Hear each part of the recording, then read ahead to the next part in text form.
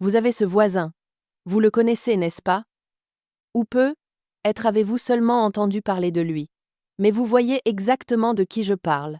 Ce type qui, dès la fin du mois de juin, frime déjà avec ses concombres dans l'assiette, alors que vous n'avez même pas encore vu l'ombre d'un embryon de fruit. Chez lui, les plantes grimpent sur les filets comme des folles, les feuilles sont d'un vert foncé, luisantes, et il récolte des seaux entiers.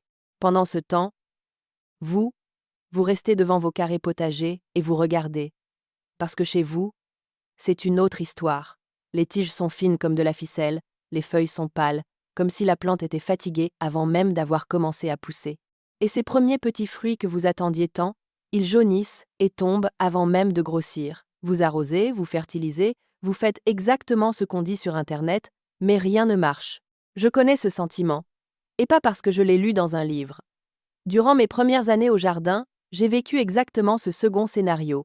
Je plantais de beaux semis, j'attendais, je soignais, et fin juin, au lieu d'un mur vert, j'avais quelque chose qui ressemblait plus à une décoration triste qu'à un potager. J'arrosais régulièrement, je rajoutais tout ce qui me tombait sous la main, je lisais les conseils sur les forums. Rien. La plante restait sur place, comme si le temps s'était arrêté pour elle. Quelques concombres pour goûter. Être une poignée sur toute la saison. Pendant ce temps-là, le voisin ne savait plus où ranger ses bocaux à la cave. Pendant des années, j'ai cru que c'était une question de variété, de sol ou de chance. Et puis, après de nombreuses saisons d'essais et d'erreurs, j'ai compris quelque chose qui a tout changé. Et ce n'était ni cher, ni inaccessible, ni compliqué. C'était de la connaissance. Une connaissance concrète, ordonnée, sur ce dont le concombre a besoin, et surtout, quand il en a besoin. Parce que c'est précisément cet ordre qui sépare les seaux du voisin de votre petite poignée de récolte. Avant de vous dire ce que j'ai découvert, je veux que vous pensiez un instant au concombre.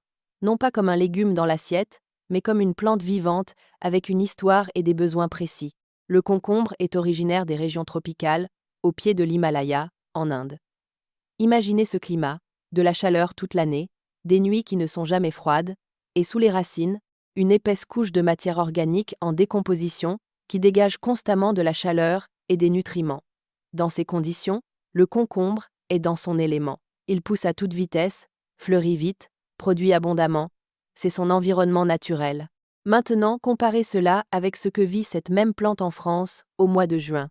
Les jours rallongent et chauffent, c'est vrai, mais les nuits peuvent encore descendre à 10 ou 12 degrés, parfois moins dans certaines régions. En début juin, le sol de nombreux jardins est encore froid en profondeur. Les racines commencent à peine à explorer la terre. Elles sont faibles, courtes, et pourtant la plante reçoit déjà le signal de son horloge biologique. C'est l'heure de fleurir, l'heure de produire, l'heure de pousser. Elle doit tout faire en même temps avec des racines fragiles, dans un sol frais et avec peu de ressources. C'est du stress, un vrai stress physiologique. Et c'est là que commence ce que personne ne vous dit clairement. Quand un concombre est stressé, il fait exactement ce que fait n'importe quel organisme vivant dans des conditions difficiles.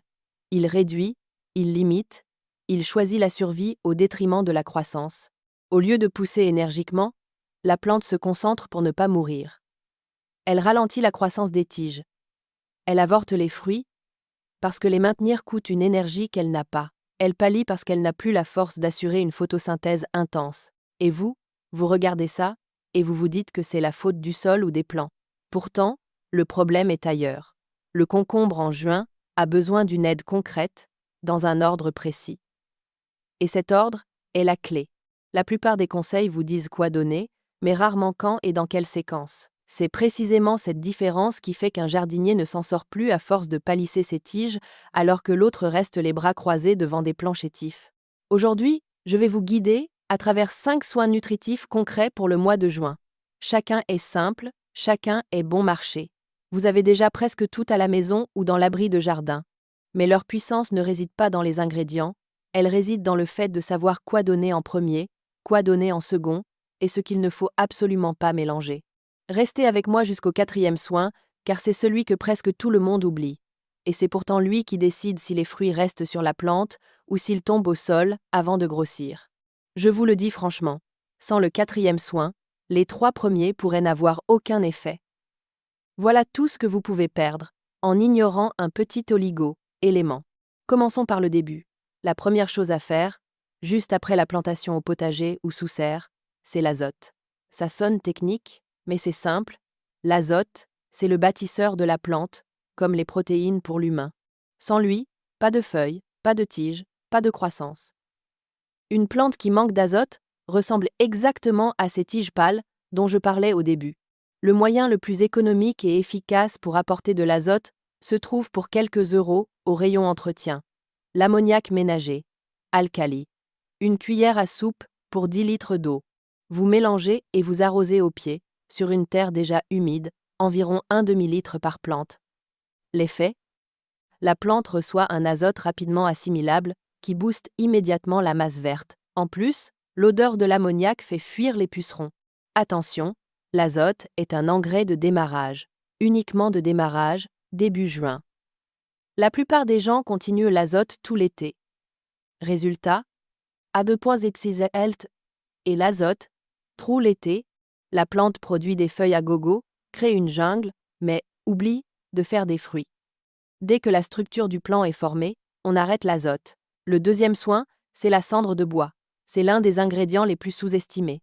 La cendre contient naturellement 2 éléments dont le concombre a besoin comme de l'air au moment de la floraison, le potassium et le phosphore. Le potassium est responsable de la saveur du fruit et de sa capacité à se remplir d'eau, sa fermeté. Le phosphore s'occupe des racines et du nombre de fleurs. Sans eux, les concombres poussent tordus, en forme de poire, et deviennent amers. Comment faire ?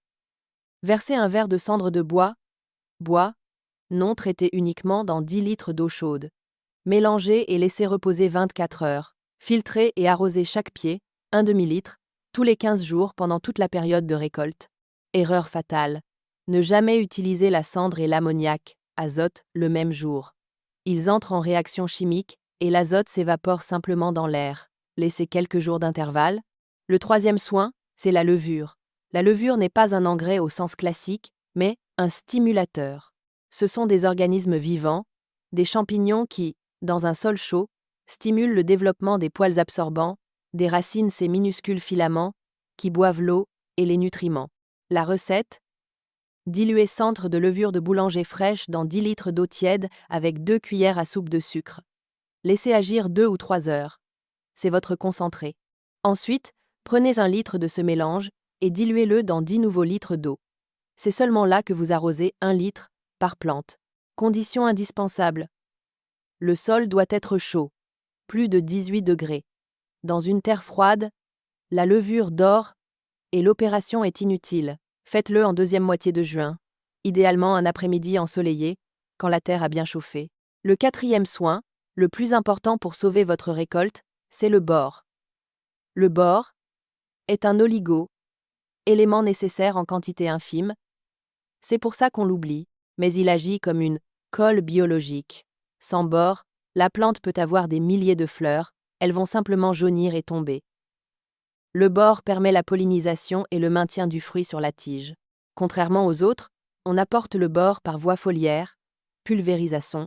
La recette, 2 g d'acide borique, disponible en pharmacie ou en jardinerie, pour 10 litres d'eau. Important, l'acide borique ne se dissout bien que dans l'eau chaude. Dissolvez-le d'abord dans un verre d'eau bouillante avant de le verser dans votre seau. Pulvérisez les feuilles et les fleurs le soir ou par temps couvert. Une seule pulvérisation quand les premières fleurs apparaissent peut sauver toute votre saison. Le cinquième soin, pour les plantes qui produisent déjà à plein régime, c'est le purin d'ortie. C'est l'or vert des fossés que vous avez gratuitement. Il contient de l'azote, du potassium et du magnésium sous une forme parfaitement assimilable. La recette. Remplissez un seau d'ortie aux 2/3, couvrez d'eau et laissez fermenter 7 à 10 jours. Attention à l'odeur. Diluez le purin prêt à l'emploi à 10%, 1 litre de purin pour 10 litres d'eau, et arrosez 1 fois par semaine. Cela donne à la plante la force de nourrir les concombres en cours de croissance, tout en créant de nouveaux fruits. En résumé, vous avez maintenant votre schéma complet. Ammoniac, au démarrage, structure de la plante. Cendre à la floraison, goût et phosphore. Levure quand il fait chaud, racines puissantes. Acide borique sur les fleurs pour que les fruits ne tombent pas. Purin d'ortie pendant la récolte, endurance. Comprendre ces signaux vous transforme. Vous ne faites plus que arroser. Vous voyez ce qui se passe. Feuilles pâles, Manque d'azote. Borse des feuilles marron, comme brûlées. Manque de potassium. Donner de la cendre. Concombre tordu en forme de poire. Manque de potassium et arrosage irrégulier. Les embryons de fruits tombent. Manque de bore. Jaunissement entre les veines des feuilles. Manque de magnésium, la cendre et l'ortie aident ici. Si vous voulez avoir cette connaissance sous la main, organisée mois par mois, il existe des guides comme Mon potager au fil des saisons. Vous y trouverez des plans, des tableaux et des fiches pour ne rater aucun moment clé. Demain matin, avant de commencer votre journée, allez simplement au jardin. Pas avec un arrosoir, pas avec de l'engrais. Juste, mettez-vous devant vos concombres et regardez. Regardez la couleur des feuilles, la forme des tiges, la force des petits fruits. Consacrez-leur 2 minutes. La plante vous dira ce dont elle a besoin. Maintenant, vous savez enfin comment l'écouter.